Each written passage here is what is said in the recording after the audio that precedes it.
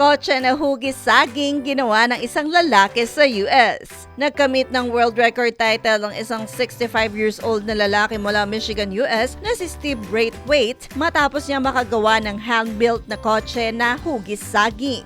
Ayon sa Guinness World Records, ang sasakyan na ginawa ni Steve ay kinilala bilang longest custom banana car at ito ay may sukat na 6 meters. Nagawa ni Steve na imaneho ang banana car sa New York at dahil dito ay mapapasali ang kanyang imbensyon sa Guinness World Records 2026. Isang fabricator at adventurer si Steve at mahilig ito bumiyahe sa iba't ibang lugar sa North America habang sakay ng kanyang mga kakaibang kotse. Umabot umano ng 2.5 taon ang paggawa niya ng banana car kung saan nasa $25,000 o halos 1.4 million pesos ang kanyang ginastos para dito. Sa ngayon ay nais ni Steve na gamitin ang kanyang banana car sa pagpunta ng iba't ibang lugar.